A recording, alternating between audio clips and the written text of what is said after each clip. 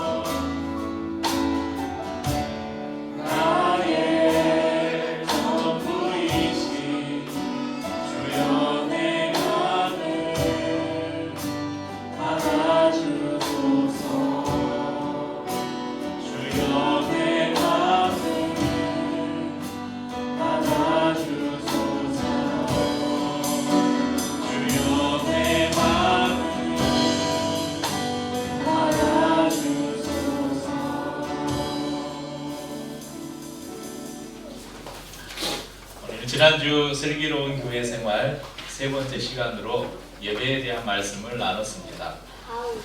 예배에 대한 부분이 놔둘 것이 많기 때문에 그래도 줄여서 지난주와 이번 주 두 번으로 나누려고 하는데, 지난주에는 저희가 특별히 예배에 실패한 케이스 4가지를 살펴보면서 그것을 우리의 반면교사로 삼자 이런 말씀을 나눴죠. 시내산에서 하나님을 금송아지 형상으로 바꾸고 그것을 예배한 이스라엘 백성들, 또 편리함이라는 수레에 하나님의 법궤를 싣고 만지지 말라고 명령하신 하나님의 말씀을 어기고 법궤를 만져서 죽임을 당한 우사, 그리고 하나님 앞에 서원한 예물을 거짓으로 드리려다가 죽임을 당한 아나니아와 삽비라 부부, 정의와 공의 없는 예배를 드리다가 거절당한 폐역한 이스라엘의 모습을 통해서 예배를 드리는 우리의 모습은 어떠해야 될까? 거꾸로 하면 되겠죠. 어떠한 우상이 아니라 살아계신 하나님만을 예배하고, 또한 우리의 편리함이나 우리의 경험에서 나온, 또 나의 생각과 판단으로 나온 그런 방식이 아니라 하나님이 말씀하시고 성경이 기록된 방식으로 하나님을 예배하고, 하나님 앞에 서원한 것은 우리가 반드시 지키고, 하나님 앞에 예배할 때 거짓 없는 마음으로 예배드리는 것, 그리고 우리가 주일에 이렇게 교회에 모였을 때뿐만 아니라 우리가 살아가는 모든 삶에서 특별히 하나님의 공의와 정의를 우리의 삶으로 실천하는 그런 예배를 드릴 때 하나님 우리의 예배를 받으실 것입니다. 우리의 예배의 대상은 창조주 하나님이십니다. 그분은 우리의 생각과 형식에 갇혀 계실 수 없는 분이시고, 그분은 우리의 입맛대로 우리가 원하는 대로 조종할 수 있는 분이 아닙니다. 그래서 이사야 선지자처럼 우리가 하나님 앞에 설 때 어떻게 해야 된다고요? 화로다 나여 망하게 되었도다. 나는 입술이 부정한 사람이요 나는 입술이 부정한 백성 중에 거주하면서 만군의 여호와이신 왕을 배웠음이로다. 그런 마음으로 우리가 하나님 앞에 설 때마다 서야 할 것입니다. 우리가 드리는 예배가 타 종교에서 드리는 여러 가지 예배든 제사든 여러 가지 종교 의식과 가장 큰 차이가 있다면, 기독교의 예배는 사람들이 고안해낸 것이 아니라 하나님께서 제정하신, 하나님께서 우리에게 허락해 주신 것이라는 사실입니다. 그래서 예배는 그분의 아이디어라고 말씀드렸습니다. 예배는 우리가 하나님을 위해서 드리는 것 같지만 실상은 예배는 우리를 위해서 드리는 것입니다.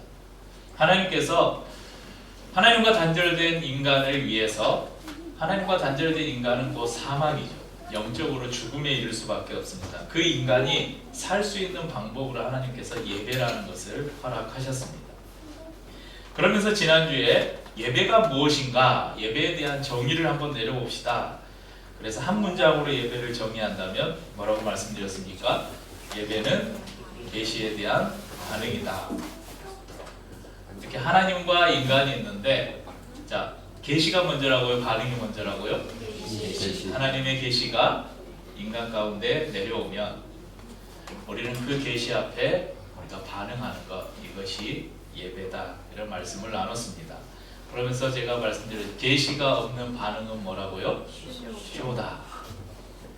예배는 우리가 인식하는 하나님의 실제, 그리고 그분의 영광과 능력, 나의 개인의 삶뿐만 아니라 우주 만물 가운데서 역사하고 계시는 하나님의 일하심과 그분의 섭리 앞에서 그분의 피조물이자 하나님의 자녀로서 우리가 반응하는 것이 바로 예배입니다. 지난주에도 잠깐 말씀드렸지만, 제가 고3 때 예수를 믿고 학생부 아이들을 모아서 찬양팀을 만들고 악보를 복사해서 막 찬양집을 만들어가지고 고3 때 찬양 인도를 시작했어요. 그리고 대학에 가서 CCC라는 선교단체에서 활동을 하면서 예배 인도를 시작했습니다. 졸업 후에 신학교를 가고 첫 전도사 사역을, 제가 전도사로 첫 교회 사역을 시작할 때 찬양팀 담당 전도사로 사역을 시작했습니다. 그리고 이제 대학교 1학년 때 제가 92학번이니까 91년도죠.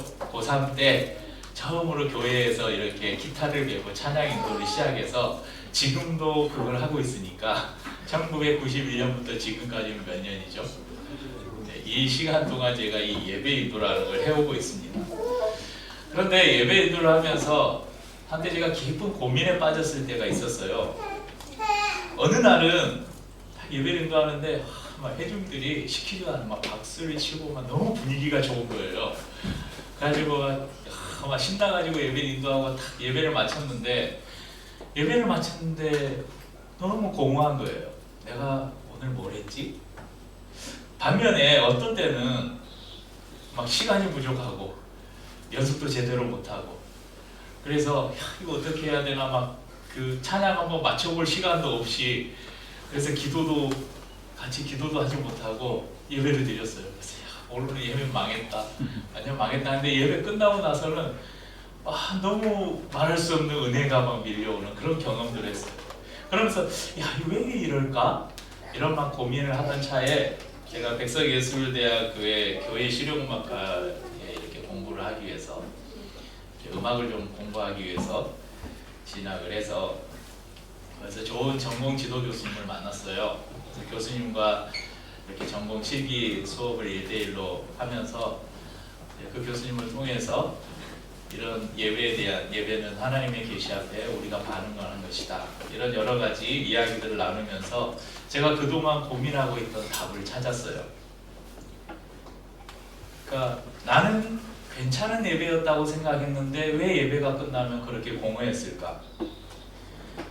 이렇게 드린 예배의 대부분은요, 제가 예배를 인도하면서 회중들에게 어떻게 하면 회중들이 잘 반응하도록 만들었던 그런 예배는 어김없이 끝나고 나면 참 공허했던 것을 그때 깨달았습니다. 반면에 이거 망하는 예배다, 오늘 예배는 완전 죽었다 그랬는데 끝나고 나서 오히려 은혜가 있었던 예배들은 예배 가운데 예배를 드리면서 나의 부족함을 인정하고 끊임없이 내가 아닌 성령님을 의지하고 그분께 나를 맡기고 그분이 이 예배를 인도해 주시도록 그렇게 나를 온전히 의탁했을 때 그 예배가 참 은혜스러웠던 예배였다. 그런 것들을 깨달았습니다. 그래서 예배는 하나님의 계시에 대한 인간의 반응이 있고 앞에서 예배를 인도하는 예배 인도자는 끊임없이 회중들에게 반응을 일으키는 것이 아니라 하나님의 계시를 보여줘야 한다는 예배에 대한 개념을 정립할 수 있었습니다. 그 이후부터인 것 같아요. 그런 진리를 깨닫고 나서 그 이후부터 제 예배가 이전과는 거의 완전히 막 그 AD와 BC를 가를 만큼 제 예배가 풍성해지는 것을 경험을 했습니다. 그래서 우리 손을 들고 찬양합시다. 박수치며 찬양합시다. 일어나서 찬양합시다. 더 크게 찬양합시다. 막 뛰면서 찬양합시다. 이런 멘트들을 예배를 인도할 때 최대한 절제하고 하나님은 우리에게 어떤 분이신가? 왜 우리가 그분을 이렇게 찬양해야 되는가? 그분이 우리에게 어떤 일을 행하셨는가를 예배를 인도하면서 선포하고 보여주려고 노력을 했습니다. 사실 제 자랑이기도 하면서 또 우리 교회의 자랑이기도 한데 저는 저희 교회의 예배가 저희 예배 형식이나 순서가 다른 어떤 대형 교회의 예배보다 훌륭하다고 저는 믿습니다. 그럼 동의하시는 분은 아멘 하지 마시고 예하세요. 저희가 지금 드리는 예배 순서는 제가 이렇게 백석예대에서 2년을 공부하고 또 그 교수님을 따라서 대학원에 진학해서 또 3년 동안 예배 인도를 전공하면서 많이 고민하고 공부하면서 고민했던 부분들, 단순히 공부하고 고민만 한 게 아니라 또 몇 년 동안 교회 현장에서 특별히 예배팀을 인도하면서 찬양팀을 담당하면서 거기에서 이렇게 임상 실험을 해본 거죠. 임상 실험을 해보고 그래서 수정하고 마지막에는 이렇게 이런 예배 폼들을 만들고 제 그 전공 교수님뿐만 아니라 우리나라 유명한 예배 사역자들 교수님들에게 이 예배 폼이 어떻습니까? 컨펌을 받고 그렇게 이렇게 만들어진 예배 폼이에요. 그래서 오늘 우리 주보에 보면 예배 순서가 있는데 잠깐 한번 살펴보죠. 왜냐하면 우리가 예배 이 순서는 아까 말씀드렸죠. 예배는 계시에 대한 반응이라고. 하나님의 계시가 우리 가운데 어떻게 보여지는지를 경험하는 시간입니다. 첫 번째 우리가 신앙 고백을 합니다. 사도신경은 사도들이 전해준 복음을 집약해서 우리의 신앙으로 고백하는 시간입니다. 이 신앙 고백 안에는 하나님이 어떤 분인가가 너무나 명확하게 드러나 있습니다. 또한 사도신경을 고백한다는 것은 우리가 한 고백을 하는 한편이다, 이런 사인과 같습니다. 초대교회 당시 아까 말씀드린 것처럼 그리스도인이라는 표시를 하기 위해서 물고기 문양을 사용했던 것처럼 우리가 동일한 신앙 고백을 가지고 있다. 이것은 우리가 그리스도 안에서 한 몸이다, 한 편이다, 이런 고백을 선포하는 것입니다. 예배를 여는 임내 찬송을 부르면서 우리는 주님의 지성소로 들어갑니다. 고백의 기도와 사죄의 선언을 합니다. 예수 그리스도를 믿음으로 우리의 모든 죄는 용서를 받았습니다. 이 신칭이 믿음으로 의롭다 칭함을 받았다. 이것은 죄가 없는 것이 아니라 여전히 우리가 죄 가운데 있음에도 불구하고 우리를 의롭다 여겨주시는 하나님의 은혜를 말합니다. 우리가 하나님의 나라에 들어가기 전까지 우리는 구원받았지만 여전히 죄를 짓고 살아갑니다. 그래서 예배에 나올 때마다 우리는 우리의 죄를 고백하고 우리의 죄를 씻어달라는 고백의 기도를 드립니다. 그리고 우리가 죄를 정직하게 고백하고 기도할 때 하나님께서 우리의 죄를 용서해 주시죠. 그 용서에 대한 확신을 우리가 얻는데 목사의 말로가 아니라 무슨 하나님의 말씀인 성경의 말씀으로 이 사죄의 선언을 듣습니다. 그리고 우리가 주기도문, 이 예배 순서에 여러분들 그 다음에 주기도문을 하잖아요. 제가 주기도문을 넣은 이유는 그 전에는 제가 주기도문을 안 했었는데 제가 이전에 주기도문 말씀을 나누고 나서 주기도문을 넣습니다. 사실 우리의 기도는 때로 부족함이 많아요. 우리가 공동체 기도도 드리고 고백의 기도도 드리고 또 말씀 후에 우리가 한 목소리로 합심해서 기도도 하는데 때로는 우리의 기도가 하나님의 뜻에 맞지 않는 기도를 드릴 때도 있어요. 그런데 완벽한 기도, 이건 하나님이 들을 수밖에 없는 기도가 있어요. 그게 뭐예요?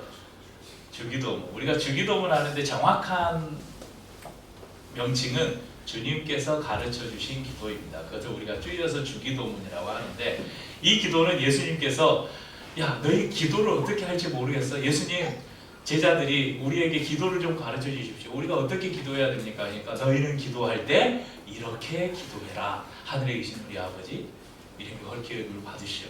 그러니까 우리가 혹시 다른 기도는 잘못할지라도 이 기도만큼은 하나님이 분명히 들으시는 기도라는 사실입니다. 그래서 우리가 매주 주기도문을 함께 기도합니다.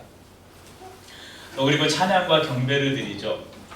그럼 우리가 찬양과 경배, 프레이즈 앤 워십 이렇게 말하는데 찬양과 경배가 뭐냐면 찬양은 이제 좀 차이가 있는데 이제 우리가 있고 이렇게 하나님이 있다면 결국 하나님께 영광을 돌린다는 것은 하나님을 높여드리는 거잖아요.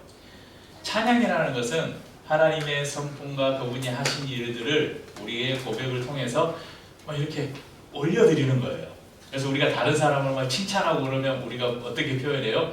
아, 공중을 붕 뜬다, 비행기 태우지 마세요 이러잖아요. 왜냐하면 누군가 칭찬을 하고 우쭈쭈 해주면 어째요? 이렇게 올라가잖아요. 찬양이 그런 거예요. 하나님을 우리가 그분을 높이고 하면서 하나님을 높여드려요. 반면에 경배는 뭐냐면 하나님 앞에 하나님인데 우리 자신을 낮추는 거예요. 그럼 상대적으로 하나님이 높아지시잖아요. 하나님 앞에서 우리의 모습을 돌아보고 우리의 연약함을 고백하면서 그분 앞에 우리 자신을 낮추고 엎드리는 것, 이것이 바로 경배입니다. 그래서 우리가 예배 때 부르는 찬양에는 물론 여러 가지 곡들이 있는데 그 중에는 우리가 찬양하는 곡들도 있고 또 그분 앞에서 우리를 낮추는 경배의 고백도 있고 또 수평적인 곡으로 서로 교제하는 곡들도 있고 여러 가지 곡들이 있습니다. 그런 찬양을 통해서 우리는 하나님을 높입니다. 그래서 이런 고백 안에서 특별히 이제 지난주에도 말씀드렸지만 우리가 부르는 찬양의 가사들 안에는 하나님이 어떤 분인가가 너무나 잘 표현된 곡들이 많아요.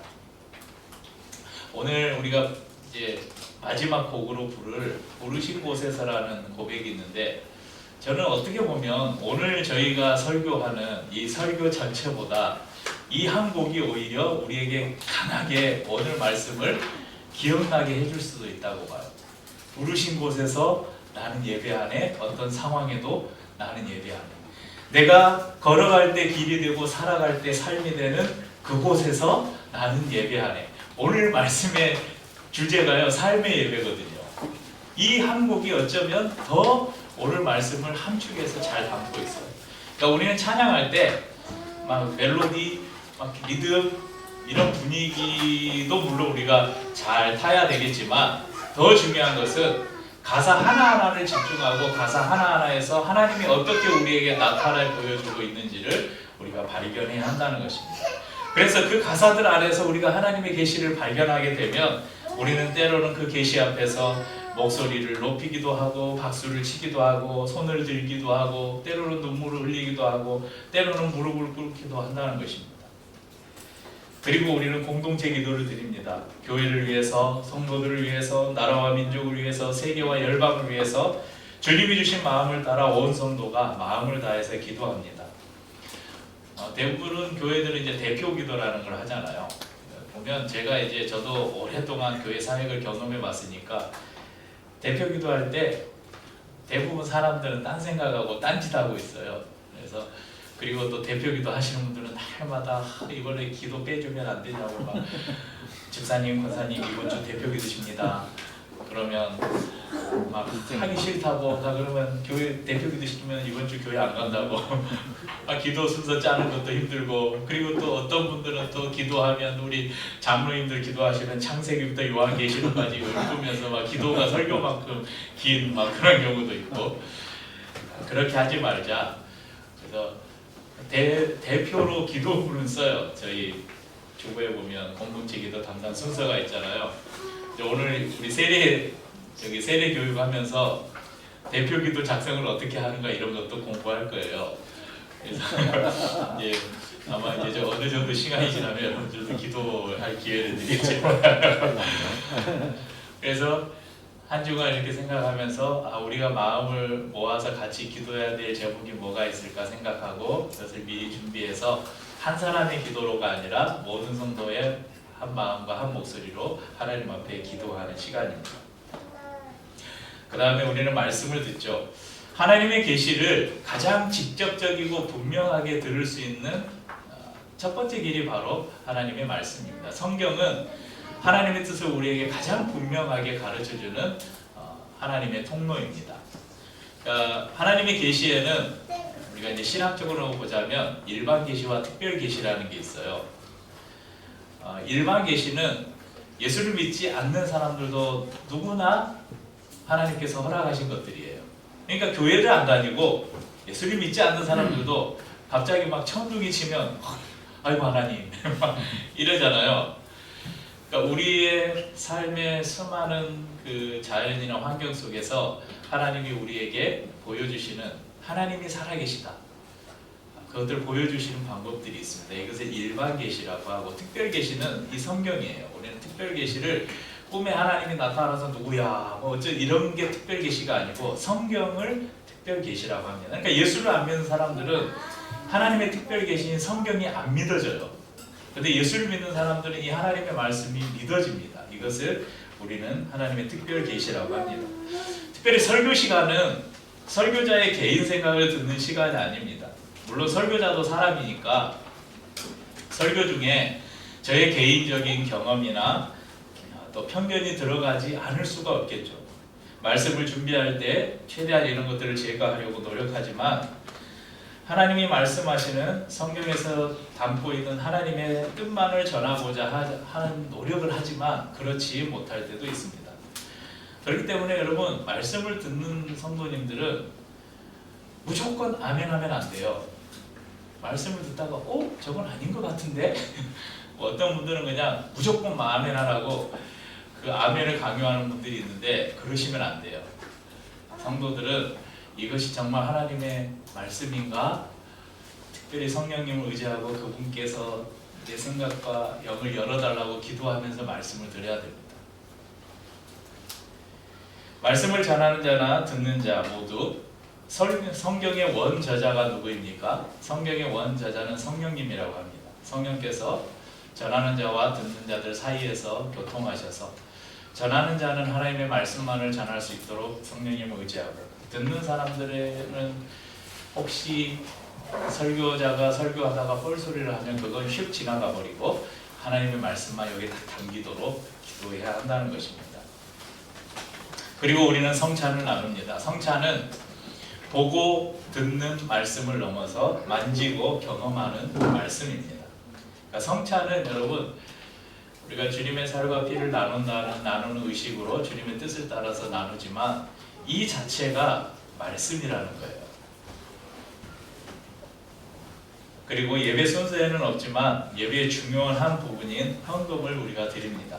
저희가 헌금함을 뒤에 놓고 자유롭게 헌금을 하고 예배 시간에 헌금 기도도 하지 않고 헌금한 사람들을 소개하지도 않고 주보에 헌금 명단을 적지도 않는 이유는 단 하나예요. 조금이라도 헌금을 할 때 부담을 주지 않기 위해서.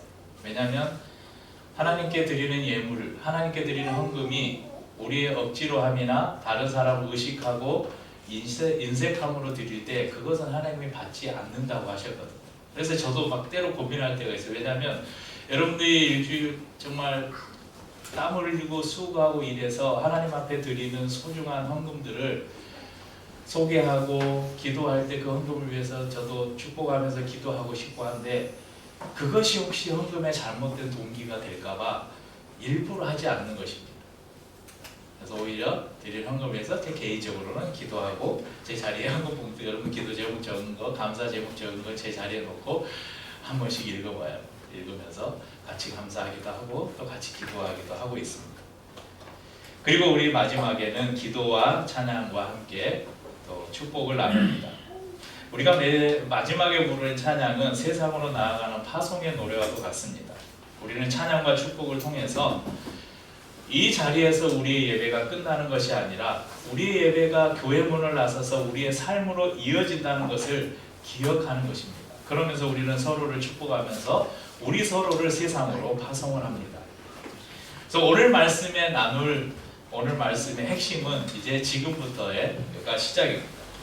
많은 사람들이 예배라고 하면 주일에 교회에 모여서 순서에 따라 드리는 것만을 예배라고 생각합니다. 하지만 우리가 주일에 교회에 모여서 드리는 이 예배도 물론 아주 중요합니다. 하지만 그것이 전부는 아닙니다. 예배를 크게 나누면 우리가 회중 예배와 개인 예배로 나눌 수 있습니다. 다른 말로 하면 주일 예배와 삶의 예배로 표현할 수 있습니다. 예배는 주일날 교회문 들어오면서 시작해서 교회문 나갈 때 끝나는 것이 아닙니다. 24시간 7일 동안 계속되는 것이 예배입니다. 예배의 정의를 다시 한번 생각해 봅시다. 예배는 하나님의 계시에 대한 반응. 여러분 하나님의 계시가 주일에만 임합니까? 하나님은 주일에만 하나님이 어떤 분인지 우리에게 나타내 보이십니까? 그렇지 않죠. 오히려 우리가 살아가는 일주일의 시간 동안 때로는 우리가 개인적으로 하나님의 말씀을 읽고 묵상할 때 하나님 우리에게 당신이 어떤 분이신가를 보여줍니다. 흥얼거리며 찬송을 부를 때 하나님이 이런 분이신 거라 그 하나님의 은혜를 우리가 누립니다. 만나는 누군가를 통해서 함께 이야기를 나누는 가운데 그의 입술을 통해서 우리에게 하나님의 성품과 그분의 하신 일과 그분의 하실 일들을 우리에게 보여주시기도 합니다. 우리 주위에서 일어나는 수많은 사건과 사고들을 보면서 우리는 하나님을 발견하기도 하고 심지어는 꽃과 풀과 태양과 바람과 비와 눈을 통해서 끊임없이 하나님은 우리에게 당신을 계시해 주십니다. 때로는 그 계시 앞에 우리는 감사하기도 하고 때로는 그 계시 앞에 우리의 삶을 돌이켜 회개하기도 하고 때로는 그 계시 앞에 감사해서 찬송을 부르기도 합니다. 저도 이 말씀을 준비하면서 이것이 정말 하나님의 계시구나 하는 그것을 느낀 그런 시간이 있었는데 금요일에 페이스북에서 한 목사님의 글을 읽었습니다. 패친 목사님의 글을 읽었는데 그분이 지금 책을 하나 번역 중인데 루터에 관한 독일 신학자의 책을 번역 중인데 그 책의 일부분을 소개하는 글을 실었습니다. 글이 길어서 다 싣지는 못하고 오늘 그 글에 그분이 쓰신 글의 앞부분을 제가 주보에다가 실어드렸어요. 한스 슈바르츠 모두를 위한 루터 흔적 시간을 건너온 메아리라는 제목으로 지금 그 중앙루터교회 최주 목사님께서 번역을 하고 계시는데, 이 책에 보면 제가 주황색으로 이렇게 표시를 해놓은 부분이 있습니다.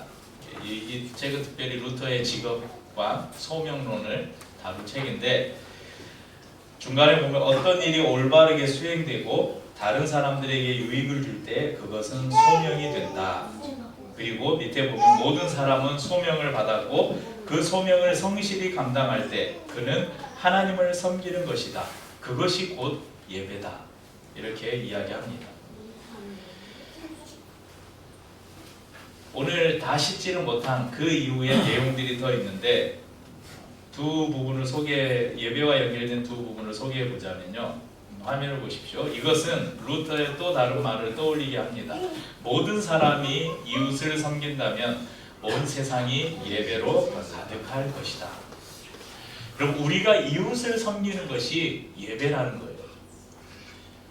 우리가 살아가는 삶의 현장에서 우리 옆에 있는 직장 동료를 섬기고, 학교에 있는 내 옆에 있는 내 친구들을 섬기고, 우리의 사업장에서, 그러니까 저 같은 경우는 매일 그런 기도를 드립니다. 하나님, 오늘도 카페를 찾는 손님을 주님의 사랑으로 잘 섬기게 하옵소서. 교습소에서 수업을 할 때 주님의 마음으로 이 사람들을 잘 섬기게 해주십시오. 이런 기도를 드려요. 이렇게 우리 주위에 있는 사람들 우리가 섬기는 것, 그것이 예배라는 것이죠. 그래서 그런 섬김이 가득하면 이 세상이 예배로 가득할 것이라고 이야기합니다. 또 한 부분을 더 소개하겠습니다. 같이 읽어볼까요? 그리스도인은 하나님의 부르심 없이 아무것도 할 수 없는 존재입니다. 우리가 이웃과 관계를 맺고 누군가의 권위 아래에서 살아가며 가족의 일원이 되는 것 자체가 하나님의 선물입니다. 이 관계 속에서 우리는 사랑으로 섬길 기회를 얻습니다. 세속적인 직업이라도 하나님의 뜻을 따라 성실하게 일할 때 그 직업은 거룩한 성직이 되고 우리의 일상은 거룩한 예배가 됩니다. 이제 오늘 마지막으로 이제 본문으로 돌아가 봅시다. 로마서는 1장부터 11장까지는 사도 바울의 그 교리가 핵심적으로 담겨 있어요. 그러니까 구원에 대한 교리가 가장 분명하게 드러나 있는 신학의 성경이 로마서 1장에서 11장입니다. 그리고 이제 12장부터는 그렇게 구원받은 하나님의 백성이 어떻게 살아가야 되는지를 기록한 것이 로마서 12장부터인데, 1절에 뭐라고 말합니까? 하나님의 모든 자비하심으로 너희를 권하노니 너희 몸을 하나님이 기뻐하시는 거룩한 산 제물로 드리라. 이것이 너희의 드릴 영적 예배니라. 지난주 설교 본문인, 그리고 앞에서 예배를 시작하면서 소개한 요한복음 4장에서도 예수님께서 하나님은 영이시니 예배하는 자가 영과 진리로 예배하라고 말씀합니다. 영적 예배. 영적 예배니까 뭐 신비한 뭐 그런 건가? 도대체 뭐가 영적이지? 이렇게 생각할 수도 있는데, 여기서 영적 예배란 하나님이 받으실 만한 예배, 하나님께 합당한 예배, 이것을 의미한다고 볼 수 있습니다. 그리고 2절은 이렇게 말씀합니다. 너희는 이 세대를 본받지 말고 오직 마음을 새롭게 함으로 변화를 받아 하나님의 선하시고 기뻐하시고 온전하신 뜻이 무엇인지 분별하도록 하라. 이 말씀은, 그러니까 1절과 2절의 말씀은 주일에 우리가 모여서 드리는, 교회에서 모여 드리는 공예배를 말하는 것이 아니에요.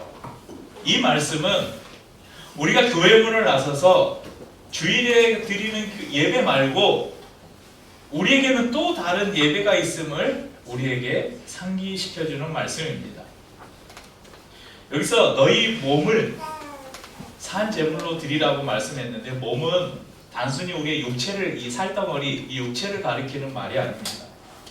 이 몸은 우리의 감정과 정신과 생각과 욕망 모두를 포함한 전 인격을 표현하는 것으로 보아야 합니다. 그러므로 너희의 전 인격을 산 제물로 드려라, 이렇게 사도 바울은 우리에게 요구하고 있습니다.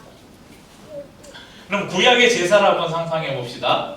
구약의 여러 제사들 중에 특별히 속죄제가 가장 대표적인 제사이고, 그 속죄제의 방법 중에 드리는 것이 뭐냐면 번제라는 것이 있습니다. 번제 순서를 간단히 말씀드리면, 죄를 지은 사람이 자기의 형편을 따라서 어떤 사람은 비둘기, 어떤 사람은 염소, 어떤 사람은 소를 끌고 짐승을 끌고 제사장에게 옵니다. 내가 이런 죄를 하나님 앞에 지었습니다. 그러면 제사장은 한 손은 이 사람에게, 한 손은 제물에게 손을 얹고 기도를 합니다. 그러면 이 사람이 지은 죄가 이 짐승에게로 전가된다, 옮겨간다, 이렇게 믿어요. 그리고 이 짐승을 죽여요. 옛날에 저는 어릴 때 돼지 잡고 소 잡는 걸 아주 어릴 때 봤는데, 그리고 목을 찔러서 피를 받아요. 이 피를 번제단에 뿌립니다. 그리고 고기는 짐승을 피를 빼면 짐승이 죽잖아요. 그러면 그 짐승을 다 자르고 내장이나 이런 부정한 것으로 여겨지는 것은 밖에 내다 버리고 고기를 각을 떠요. 이렇게 각을 떠서 번제단에서 태웁니다. 태워서 연기가 올라가요. 그 연기를 하나님이 받으신다고 했습니다. 이것을 번제라고 합니다. 그러니까 오늘 우리가 만약 구약의 제사 방식으로 드린다면, 여러분 이 번제를 드릴 때 이 제물은 이 제단에 올려질 때 산채로 올려져요? 죽은 상태로 올려져요? 죽었잖아요. 피 흘리고 다 각떠서 올렸잖아요. 그러니까 죽여서 올리는 거예요. 그러니까 제물은 죽여서 드리는 거예요. 그러니까 사람 대신에 죽임을 당한 거죠. 그런데 오늘 사도 바울은 너희 몸을 산제사로 드리래요. 심청이가 아버지를 위해서 자신의 몸을 인당수에 탕탕 담궈서 자신의 목숨을 죽여서 아버지를 위해서 희생을 하잖아요.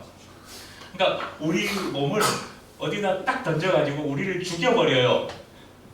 그래서 그것을 하나님이 받으시면 좋은데, 오늘 사도 바울은 너희를 죽여서 제사를 드리라가 아니라 산 제물로 드리래요. 그러니까 구약의 제사는 예수님께서 십자가에서 죽으신 이후에 더 이상 죽은 제물을 제사로 드릴 필요가 없게 되었습니다. 우리의 전 인격이 예수 그리스도를 통해서 구속받았습니다. 그래서 살아있는 우리의 삶이 이제 하나님께 드리는 제물이 될 것입니다. 이것은 목사냐 장로냐 집사냐 하는 그런 신분의 문제가 아닙니다. 우리가 거룩하다고 생각하는 설교, 찬양인도, 전도, 구제 이것을 하느냐, 아니면 집에서 밥을 하고 아이를 돌보고 학교에서 공부를 하고 직장에서 컴퓨터와 씨름하고 데이터와 씨름하느냐, 이런 차이도 아닙니다. 우리의 예배는 우리의 신분이나 우리가 하는 일의 차이가 아니라 너희가 구속받은 그리스도인이냐 아니냐의 차이만 있을 뿐입니다. 그렇기 때문에 우리가 예수 그리스도 안에서 구원받은 하나님의 백성이라면 목사가 강단에서 하나님의 말씀을 전하는 것이나 찬양 인도자가 앞에서 예배를 인도하는 것이나 주부가 가정에서 가족을 위해서 밥을 짓고 아이들을 돌보고 기저귀를 갈고 이런 것이나 직장인들이 직장에 가서 열심히 일하는 것이나 우리 박금호 성도가 가이드들 데리고 여기는 어디입니다 이렇게 소개하는 것이나 하나도 차이가 없다는 것입니다. 이 모든 것은 하나님 앞에 거룩한 일이고 하나님이 받으시는 예배라는 것입니다. 하나님을 경외하고 그분의 신실하심을 믿는 한 노동자가 자신에게 주어진 삶의 일터에서 자기에게 주어진 일을 충성스럽게 감당하면서 흘리는 땀이나 목사가 하나님 앞에서 기도하며 흘리는 눈물의 무게는 동일하다는 것입니다. 삶의 예배와 관련된 성경 구절 중에 제가 종종 인용하는 구절이 있습니다. 고린도전서 10장 31절 함께 읽어보죠. 그런즉 너희가 먹든지 마시든지 무엇을 하든지 다 하나님의 영광을 위하여 하라. 여러분, 우리가 먹는 것을 예배라고 생각해 보신 적이 있습니까? 우리가 물을 마시는 것이 하나님께 예배라고 생각해 보신 적이 있으세요? 안 해봤어? 제이는? 아니요. 제이야, 물을 먹으면 하나님께 영광이 된대. 물을 마시는 것이 하나님께 예배가 된대. 오늘 말씀이 뭐예요? 먹든지 마시든지 무엇을 하든지 하나님께 영광이 되라. 그러니까 우리가 어떤 마음과 어떤 동기로 하느냐에 따라서 우리가 밥을 먹는 것이 하나님께 영광이 될 수도 있다는 거예요. 우리가 물을 마실 때 하나님이 받으시는 예배가 될 수 있다는 것입니다. 그러니까 우리가 삶을 살아가면서 우리가 하는 수많은 사소한 행동들과 일들이 그것을 우리가 어떤 동기와 어떤 마음으로 하느냐에 따라서 그건 우리 자신의 그냥 사소한 일, 개인적인 일이 될 수도 있고 그것이 하나님이 받으시는 예배가 될 수도 있다는 것입니다. 사랑하는 성도님들, 여러분들은 매주 예배를 마치면서 첫 주에는 우리가 축도를 하고 또 나머지 주는 우리가 축복을 나누면서 우리의 삶으로 돌아갑니다. 이렇게 우리가 삶으로 돌아갈 때 여러분 스스로에게 나는 또 다른 예배의 자리로 보냄받은 존재야, 이런 정체성을 가지고 교회 문을 나서고 있습니까? 일주일 168시간이라는 일주일의 시간 동안 우리가 교회에서 보내는 시간은 길어야 고작 서너 시간입니다. 나머지 164시간이 넘는 이 시간은 예배와는 상관없는 그저 내 개인적인 사적인 시간일까요? 그렇지 않습니다. 모든 시간은 하나님을 예배하는 시간입니다. 우리는 주일 예배를 통해서 하나님과 연합하고 성도들과 연합합니다. 예배를 통해서 하나님의 풍성한 계시를 받습니다. 그리고 그런 하나님과 일주일을 또 동행합니다. 우리가 하나님과 동행하면서 하나님이 어떤 분인지, 하나님이 어떤 일을 행하고 계신지를 발견합니다. 우리가 주일에 또 모여서 한 분 한 분 각자가 경험한 하나님을 한 자리에서 예배하면서 우리가 받은 계시에 대해서 서로 반응할 때 우리 예배는 폭발적으로 일어나는 것입니다. 은혜가 풍성해집니다. 우리는 또 그런 예배를 통해서 풍성한 에너지를 얻고 우리의 일상으로 돌아갑니다. 이것을 예배의 선순환이라고 말합니다. 반면에 이 둘 중에 하나가 문제가 생기면 우리의 영적인 삶 전체에 이상이 생깁니다. 일주일 동안 여러분 개인의 삶을 살아가면서 하나님이 없는 것처럼 여러분 한번 살아보십시오. 일주일을 살아가면서 전혀 하나님을 생각하지도 않고 내가 하는 일에 이것이 하나님께 영광이 된다는 생각도 안 하고 하나님이 나에게 어떤 말씀을 하는지 그분의 음성에 귀를 기울이지도 않고 기도하지도 않고 성경 한 구절도 보지도 않고 입에서 찬송 한 구절도 나오지 않는 그런 삶을 살다가 주일에 한번 와보세요. 그래서 주일에 오면 하나님이 어떤 분인지 아무 생각이 없거든요. 그러니까 가만히 앉아있다가 앞에서 찬양하니까 따라서 박수치고 설교하니까 설교하는구나 듣다가 그리고 그냥 밥 먹고 집에 가요. 그러면 또 영적으로 무기력한 삶이 이어집니다. 이것을 예배의 악순환이라고 합니다. 우리 성도님들, 먼저는 제가 혼자가 아니라 여러분들과 함께 예배할 수 있게 해주셔서 감사드립니다. 만약 제가 혼자 예배드리고 있다면 제 예배가 이렇게 풍성해지지 않을 것입니다. 여러분 덕분에 제가 더 충만한 은혜를 누리고 있습니다.